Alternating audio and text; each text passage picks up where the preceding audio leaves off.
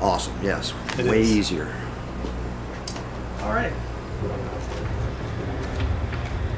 Let's do a little Mayhem stuff first. Sure. You're halfway through the tour now?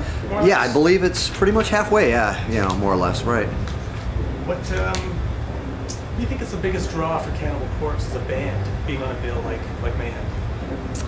Well, I mean, I guess just the fact that, especially in this Mayhem, compared to the one we did in 2009, the first Mayhem we did, you know, that one was more of a really geared towards more heavy music. You had Slayer headlining, or one of the main bands, you know, Kill Switch Engage. Yeah. You know, the outside stages were Behemoth, us, Black Dahlia Murder. I mean, it was like a big death metal, you know, heavy music, you know, festival, kind of more than this one is. You know, you look at the lineup, and we're the fish out of water for the most part, you know. So I think that's the draw, maybe. You know, we're one of the brutal bands on this bill, you know.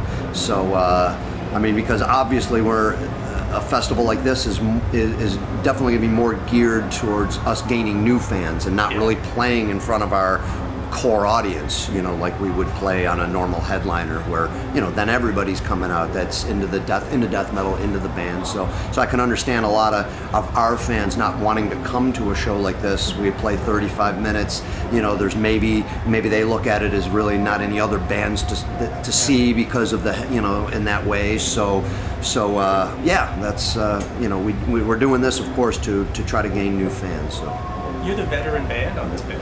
I believe so. You were the oldest band. Right. I believe so. I think we are the elder band. I think body count maybe just a couple years behind us, but yeah, that's what we thought of that a few times. Going, man, yeah, we're the old guys on this tour. How does being on a ticket like Mayhem differ for you prepping and going on stage as compared to a headliner show? Well, I mean, it definitely, like I just mentioned, we're playing a much shorter set. Yes. So right there, your mentality is way different. We are so used to headlining, and we've done that our whole career, you know, with thrown in exactly some festivals here and there. You got to play 45 minutes, you got to play a half hour. To us, that's like, wow. I mean, we're so used to playing an hour and 20 every night.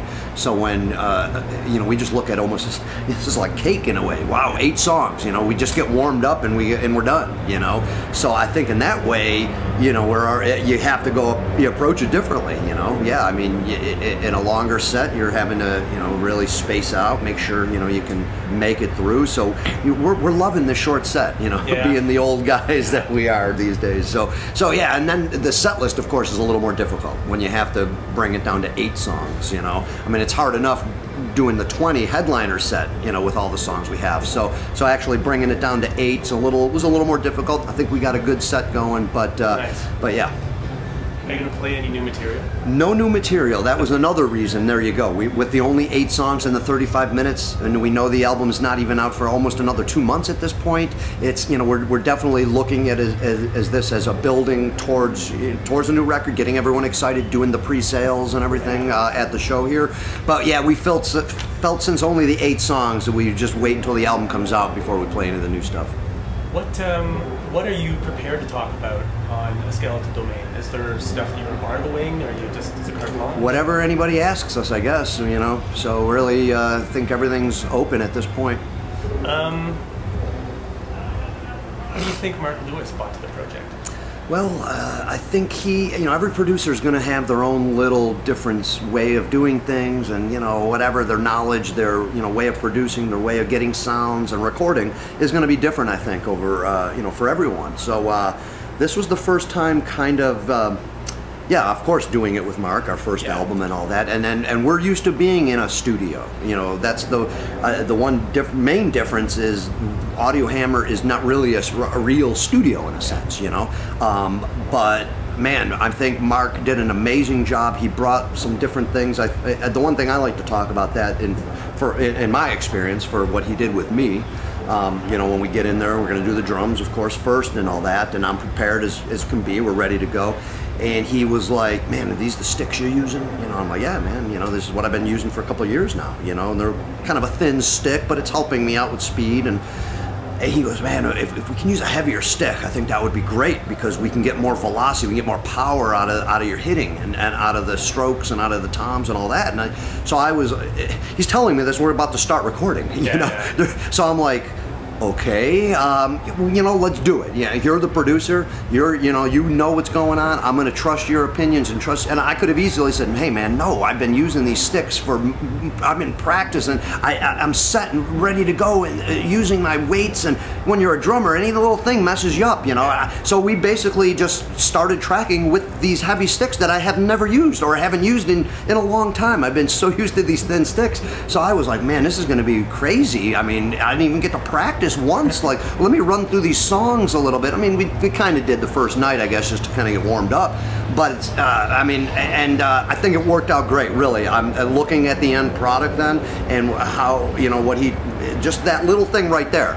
You know, and I wasn't told that by any other producer, you know, in the past, kind of a thing. So they just let me do my thing. So I was glad he did it, really, because I think it did help bring out the drums a little more. I hit as hard as I could, and using, like I said, those heavy sticks, I would think makes the drum sound a little bit different, you know, and more powerful. So that was something that he did for me, you know. And so I think it's little things like that. You know, every producer's going to have those little things, and of course there's secrets like that they probably don't want to, you know, relay or convey to the public. But man, it was great work with him, and I think we got a great sounding record with Mark. Awesome. Are you going to tour with those sticks now? Are you going to play? I've been using them. Well, exactly. What happened was, as soon as I was done, I was like, you know what, these do feel good, and I wanted to kind of work up. I've been kind of changing up a lot of things. Drummers are always doing that. I'm always doing that, constantly working with trying to different sticks, getting my positioning properly. So I had a feeling I should do that, but it was just, at least he got me started, because it might have took a while before I got to that point. But since he made me record with them, and then I got used to them, I'm like, you know what, let me get back to practice as soon as I was done recording, and exactly, start using these heavier sticks and get used to that, and yep, and here I am using them now on this tour. So. Where should fans be looking right now for information on the new album? Are there pre-sales available? Are you doing anything special? There are pre-sales available. Like on this tour, for instance, we are selling the digital download pre-sale for the record, that the fans can come to our merch booth, buy the album pretty much. Of course, when it comes out, they got the code that they can get, and it's kind of like a VIP meet and greet. So that's what's happening. They get to meet us, and we'll sign up, whatever. Cool. So that's good for the festival, of course. I know they can go to metalblade.com, our record label. I'm sure there's plenty of pre-orders going on at Metal Blade. I'm not sure if our website's doing that or if it links you over, cannibalcorpse.net. But pretty much if you go to cannibalcorpse.net, metalblade.com, you'll be able to, I'm sure, find any links or anything for pre-sale, because we are doing some bundles. We have an autobiography coming out, or a biography, whatever you want to call it. It's a book about the band, and I know we're doing some bundles with, coinciding with a Skeletal Domain. You can get, that as well. So, yeah. I think the only track that's available online right now is Sadistic Embodiment. Right, that's the only one online for the fans to hear. And I know, I'm not sure about yourself, but I know I've been doing some interviews with some press people that have the full album now. Not yet. Right. I checked out that track. Right. Well, good. I'm glad. I mean, I think we're getting great response from the track and all that, and I'm sure Metal Blade will release another track closer to the release of the album. But so far so good. I think we're getting a great response for the song and for the sound of the song. So I think we're creating some good buzz here for the release. Do you feel like your writing process is always the same, Paul, or does it differ album to album? I mean, I think it's morphed over the years, and I think we're kind of set in a pretty good pattern and a pretty good way these days. And like I said, it's changed over the years. In the beginning, everything was pretty much a collaboration. It was pretty much the five of us, who ever had any ideas or riffs. You're all right. We all get in a room and you start making some songs that way. Around the Bleeding time, I guess our fourth album is when we kind of started doing a little bit more of the individual writing, where Alex, would write his own song or what have you, and then that kind of morphed into that way of writing. Now, the way the songs are pretty much done and structured, Alex is writing his songs at home. Pat will be working on his songs at home. Rob does the same thing. It's more of an individual thing with minor collaborations. If you look at some of the credits for the last few albums, on this one in particular, the only collaboration was myself and Rob writing a song, Asphyxiate to Resuscitate. And I think on the last two albums, I don't know if there was any collaborations, but we've seemed to have one here and there. you know, like on, I think there may be Wretched Spawn, but pretty much an individual way of doing it now. Of course, we still get together and still morph the song for the most part, you know, to make it a Cannibal song when we're all there. But I would say, you know, pretty much 80%, 90% of the songs are pretty complete when they're given to us, say from Alex. Oh, I got a new song, sends us MP3s of, you know, of the song he wrote with even drum machine and all that. You know, it's like so. So it's the way we do it now these days. It's pretty cool to have the technology at your hands to do things differently. What do you feel more driven as a musician this far into Cannibal Corpse's career? You know, I think we all do, really. It's kind of weird how things go, and you look back and how your mentality changes over the years. And I mean, we started this band to be a death metal band. We are still a death metal band. I mean, things change a little bit over the years, like I said, mentality-wise. But I do believe we are on top of our game more so than ever.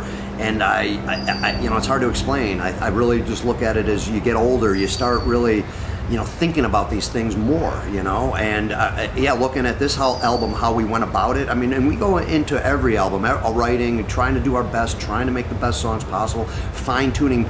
But we did it more so on this record. We really nitpicked, you know, so much, you know, working on arrangements, and, you know, if something wasn't working, all right, change it up, you know, let's just not stick with what we got. You know, we do that a lot, because a lot of the songs do come from just, you know, feel, and we, you know, a lot of times we don't sit around and figure, I don't know, you know, think about it too much. But we really did this time around more so, and I worked on so many different things, and yeah, so I think the older we get, I really think the better we're getting, you know. Nice. What do you think is the sweet spot on the new album, and why?